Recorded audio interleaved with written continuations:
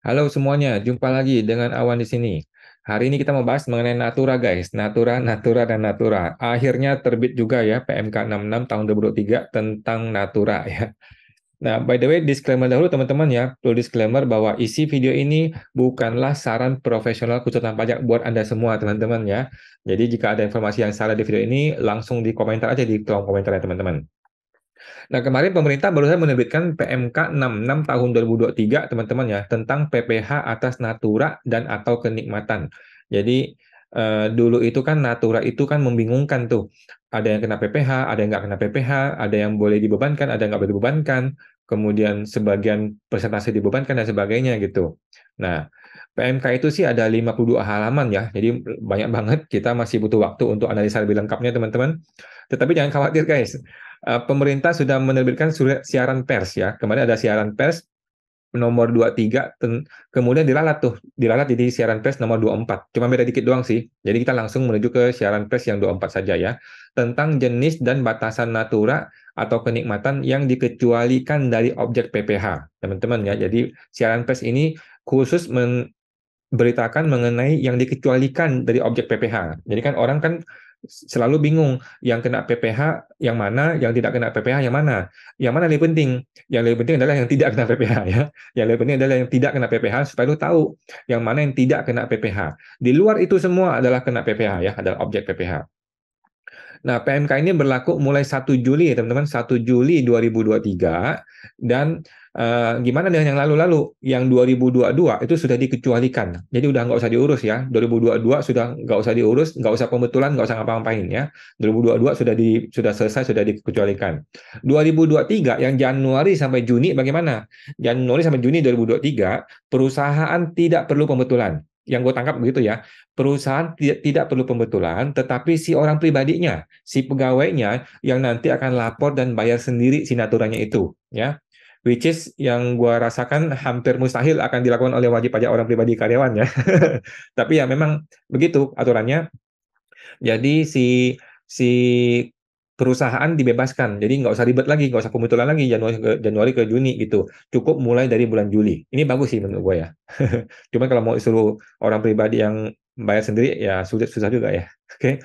Mari teman-teman kita baca sendiri ya. Kita baca bersama-sama untuk siaran persnya ya. Ini siaran persnya, gue share screen dulu. Oke. Ini dia siaran persnya.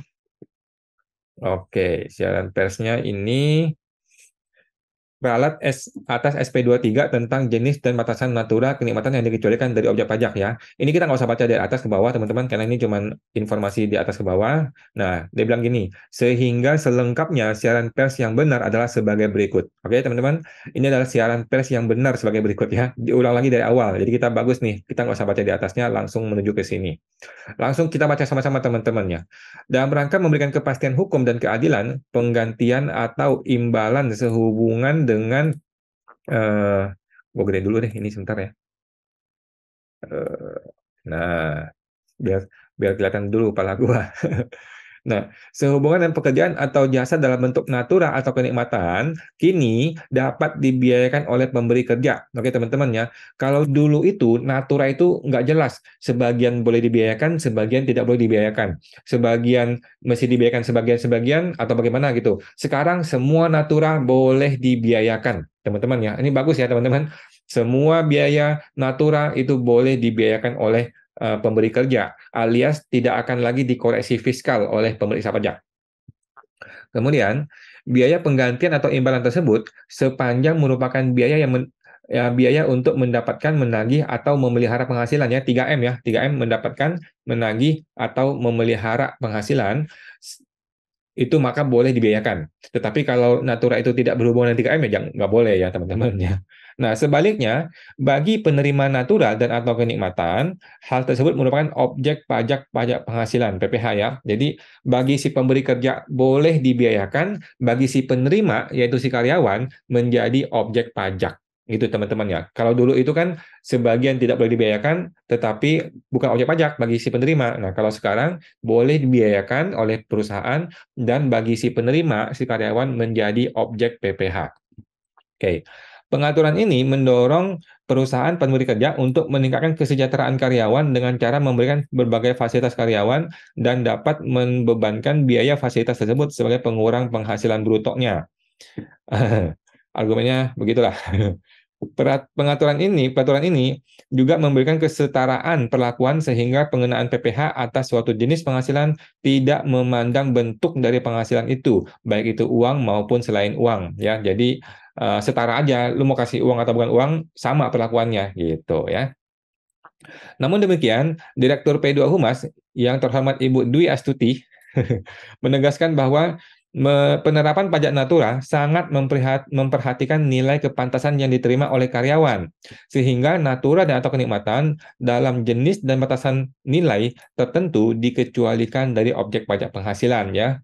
Jadi menurut gua ini agak ribet ya teman-teman, tetapi ya begitulah aturannya bahwa walaupun ini dikenain pajak bagi si penerima karyawan, pemerintah tuh memberikan batasan, kasih batasan untuk batasan sekian sampai sekian nggak usah kena pajak gitu, tapi batasan sekian sampai selebihnya akan kena pajak gitu. Jadi pemerintah berusaha fair, pemerintah berusaha untuk membantu lu nih para karyawan nih supaya tidak berat bebannya gitu loh. Nah, tetapi menurut gua ini malah jadi jadi membingungkan ya. Tapi nanti kita baca.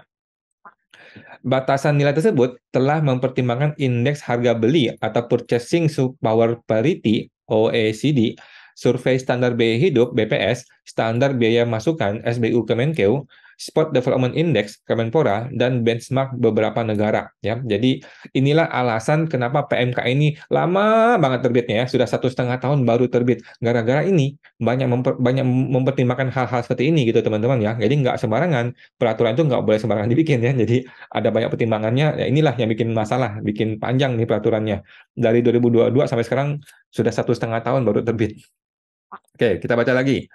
Adapun jenis batasan nilai yang telah ditetapkan untuk natura atau kenikmatan yang dikecualikan dari PPh dalam PMK nomor 66 tahun 2023. Teman-teman ya, inilah PMK 66 2023. Disitulah sumber asal muasal definisi detail mengenai peraturan ini. Nah, siaran pers ini hanyalah ngambil sebagian dari PMK itu ya, tentang PPh atas pergantian atau impalan sehubungan dengan pekerjaan atau jasa yang diterima atau diperoleh dalam bentuk natura dan atau kenikmatan ya. Tanggal 27 Juni sebagai berikut. Oke. Jadi PMK tanggal 27 Juni ya, PMK 66 berlaku 1 Juli ya. Kita baca teman-teman ya. Ada beberapa item yang nanti akan dikecualikan dari objek pajak. Artinya dia tidak kena PPh 21, tetapi tetap boleh dibiayakan oleh perusahaan. Oke. Yang pertama, makanan atau minuman yang disediakan untuk seluruh karyawan di tempat kerja tanpa batasan nilai. Sedangkan kupon makan bagi karyawan dinas luar termasuk dalam bentuk reimbursement biaya makan minum maksimal 2 juta per bulan atau senilai yang disediakan di tempat kerja. Mana yang lebih tinggi? Oke, teman-teman. Ya, biar gampangnya gini ya. Kalau makan atau minum bagi seluruh karyawan di dalam perusahaan, maka ini adalah boleh dibebankan dan tidak kena pajak bagi si karyawan tanpa batasan nilai. Paham ya teman-teman ya? Nah, tetapi kalau kupon makan atau uang untuk makan bagi karyawan dinas luar yang dia lagi ada tugas, lagi keluar kota, keluar negeri gitu ya, maupun reimbursement yang sifatnya reimbursement juga sama. Jadi mau kasih voucher boleh, mau dikasih uang boleh, mau berupa reimbursement juga boleh. Nah, itu maksimal 2 juta per bulan per orang atau senilai yang disediakan di tempat kerja. Mana yang lebih tinggi? Nah, ini bagus teman-teman ya. Yang lebih tinggi akan dibebaskan dari PPh atau senilai yang disediakan di tempat kerja. Di tempat kerja. Oke. Jadi 2 juta atau senilai yang disediakan di tempat kerja. Mana yang lebih tinggi itu boleh dibiayakan dan tidak termasuk PPh. Itu teman-teman ya. Mudah-mudahan paham ya. Jadi kalau makan di dalam perusahaan bagi semua karyawan itu sudah bebas, tidak kena pajak. Kalau di dinas luar itu yang tidak kena pajak itu 2 juta per bulan. Nah, oke. Yang kedua, natura atau kenikmatan terkait standar keamanan, kesehatan, keselamatan kerja meliputi pakaian seragam iya, antar jemput karyawan iya, peralatan keselamatan kerja iya, obat-obatan atau vaksin dalam penanganan pandemi tanpa batas nilai. Oke. Sekarang pertanyaannya, kalau obat-obatan yang tidak dalam penanganan pandemi gimana nih? Oke. Jadi ini teman-teman ya, yang namanya pemberian natura kenikmatan untuk keamanan, untuk kesehatan atau keselamatan kerja meliputi ya pakaian seragam, contohnya satpam atau pakaian seragam kantor, antar jemput karyawan, itu maksudnya bensin-bensinnya dan mobilnya gitu ya. Peralatan keselamatan kerja seperti biasa ya, helm kerja lah, apalah, obat-obatan atau vaksin dalam penanganan pandemi. Ini boleh dibiayakan dan tidak terkena PPh satu tanpa batasan nilai. Oke. Yang menjadi pertanyaan adalah kalau obat-obatan yang bukan penanganan pandemi bagaimana? Nah, kemungkinan itu akan jadi objek PPh satu teman-teman ya. Kalau itu bukan objek, nanti obat-obatan semua karyawan masuk ke biaya, jangan juga ya, nggak boleh juga. Gitu teman-teman ya, mudah-mudahan nangkap nih. Yang ketiga, sarana dan prasarana dan fasilitas bagi pegawai beserta keluarga yang bekerja di daerah tertentu, termasuk daerah terpencil meliputi sarana, prasarana, dan fasilitas perumahan, pelayanan kesehatan, pendidikan, pengangkutan, dan olahraga tanpa batasan nilai. Oke, jadi kalau ada pegawai beserta keluarganya bekerja di sebuah daerah tertentu, contohnya di dalam hutan lah, perusahaan sawit lah, apalah, yang di dalam daerah tertentu, termasuk daerah terpencil gitu ya, maka seluruh sarana, prasarana, fasilitas perumahan, kesehatan, pendidikan, pengangkutan, dan olahraga untuk orang ini, itu boleh dibiayakan dan tidak terkena PPh satu. Paham ya teman-teman ya? Mudah-mudahan paham ya.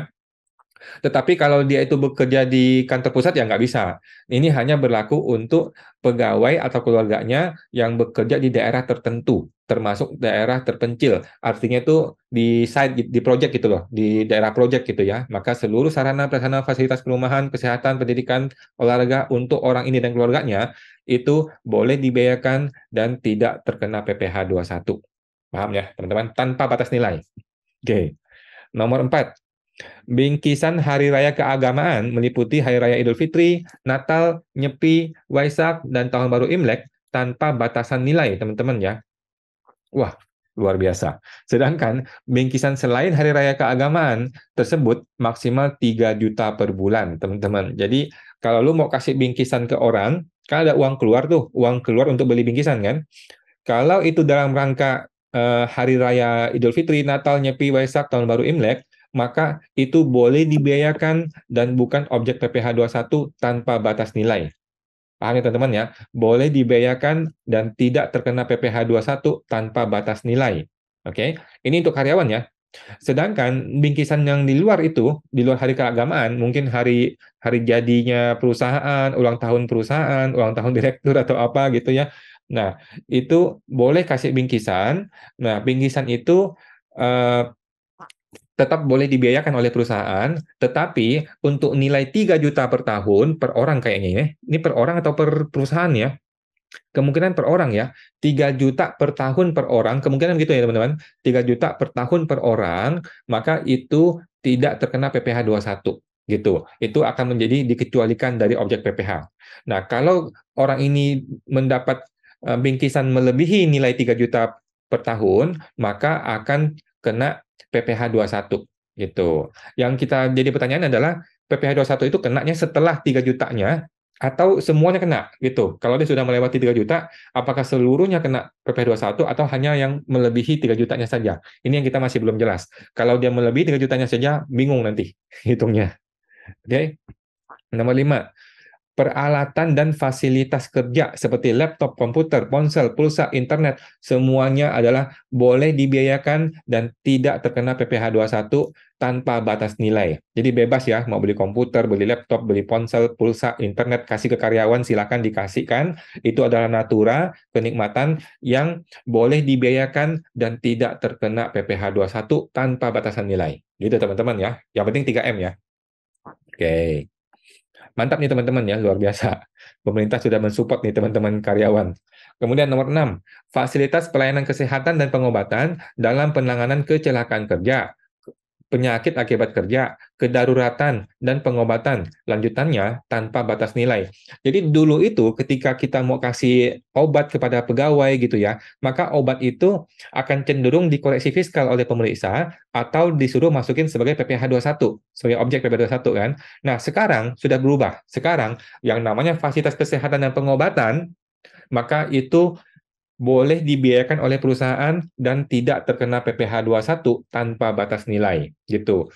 Cuman nanti contohnya nih, yang gue nanti agak bingung ya, kalau sampai karyawan itu kena kanker, terus diobatin oleh perusahaan, apakah ini termasuk gitu? Karena kan kanker bisa miliaran ya per tahun ya.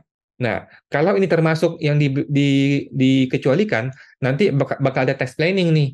Contoh nih, saya seorang direktur, saya punya saudara atau orang tua gitu yang kena kanker contohnya. Saya masukin dia sebagai karyawan aja. Saya masukin dia sebagai karyawan, kemudian dia dirembes semua biaya pengobatannya. Akibatnya kan negara dirugikan tuh. Negara bakal rugi tuh kalau begitu caranya. Nah, di mana batasan ini mesti dilihat, takutnya nggak jelas di sini batasannya. Nah, teman-teman ya, cuman ya ini adalah wujud upaya pemerintah untuk mendukung ya, upaya pemerintah untuk mendukung teman-teman yang bekerja. Intinya kalau pengobatan atau kesehatan yang sehubungan dengan kerja, maka pengobatan itu boleh dibiarkan oleh perusahaan dan tidak terkena PPh 21 tanpa batas nilai. Oke, mantap. Nomor 7, fasilitas olahraga selain golf, pacuan kuda, powerboating, terbang layang, dan otomotif maksimal 1,5 juta per tahun. Oke, teman-teman ya. Jadi kalau main golf ya nggak bisa. Ya, pokoknya selain golf, pacuan kuda, powerboating, terbang layang, dan otomotif ini, itu boleh dibiayakan dan bukan objek PPh 21 sepanjang maksimal 1,5 juta per tahun per orang. Ya, kemungkinan seperti itu yang gue tangkap ya, bukan per perusahaan ya, per orang ya. Jadi per orang kalau dikasih fasilitas olahraga maksimal 1,5 juta per tahun itu tidak usah kena pajak. Setelah di atas 1,5 juta per tahun itu akan kena PPh gitu. Tetapi khusus untuk golf nggak bisa. Yang namanya golf berapapun nilainya itu adalah objek PPh 21 gitu. Rasain tuh teman-teman yang suka main golf.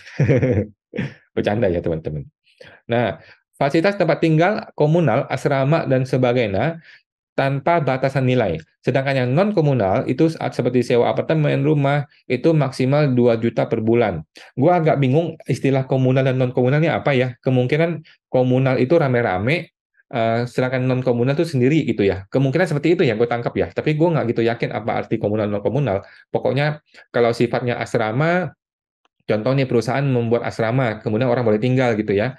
Nah, maka itu tanpa batas nilai. Itu boleh dibiayakan dan bukan objek PPh 21 tanpa batas nilai. Sedangkan kalau dikasih sewa apartemen, sewa rumah yang sifatnya non komunal, kemungkinan yang sifatnya private gitu ya, maksimal 2 juta per bulan per orang. Gitu teman-teman ya. Jadi kalau lu mau kasih sewa apartemen ke saudara, ke karyawan gitu ya, itu carilah apartemen yang di bawah 2 juta per bulan harganya. Which is tidak ada apartemen semurah itu ya, teman-teman. Oke, itu teman-teman lanjut ke nomor 8.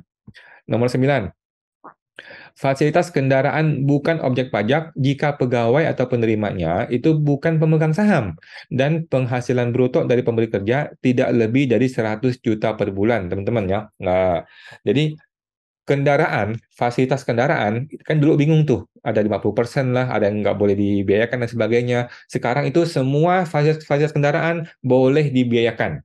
Oke, tetapi apakah ini menjadi objek PPh 21 atau bukan objek PPh 21 ya? Nah, dia menjadi tidak kena PPh 21 jika yang menerima itu bukan pemegang saham dan penghasilan brutonya itu orang ini punya penghasilan bruto tidak lebih dari 100 juta per bulan. Jadi kalau penghasilan dia di atas 100 juta per bulan, walaupun dia bukan pemegang saham, maka itu adalah objek PPh 21. Atau jika dia pemegang saham, walaupun penghasilan dia di bawah 1 juta per bulan, maka ini adalah objek PPh 21. Gitu. Ribet ya teman-teman ya, agak ribet ya. Nggak apa-apa ya, makin ribet makin bagus. Artinya konsultan pajak makin kaya gitu teman-teman ya. Bercanda ya teman-teman. Nah, jadi kendaraan itu intinya semua biaya kendaraan itu sekarang boleh jadi biaya di perusahaan, tidak akan koleksi fiskal lagi, tetapi akan jadi objek PPh 21. Nah, kecuali kalau yang menerima itu bukan pemegang saham dan penghasilannya di bawah 100 juta per bulan. Kalau dua syarat ini tidak terpenuhi, maka atas fasilitas kendaraan itu adalah objek PPh 21 bagi si karyawan tersebut. Gitu, teman-teman. Ya, makin ribet ya, teman-teman ya. Ada 1,5 juta, ada 3 juta, ada 2 juta, ada 1 juta. Luar biasa. Tapi inilah wujud, teman-teman. Inilah wujud negara tuh mau bantuin lu gitu loh, mau bantuin kita semua gitu. Cuman yang gue bingung, kenapa nggak ini sih disamaratain aja sih semua gitu loh. Pokoknya 3 juta, gitu, contoh nih ya, 3 juta aja, 3 juta, 3 juta, 3 juta. Ya udah orang kan ingat 3 juta gitu. Orang nggak usah ngapalin. Kalau itu 1,5 ya, kalau itu 2 ya, kalau itu 3 ya. Jadi orang sulit ngapalinnya. Mending disamaratain itu lebih lebih enak sebenarnya. Tapi ya sudahlah, gitu peraturannya.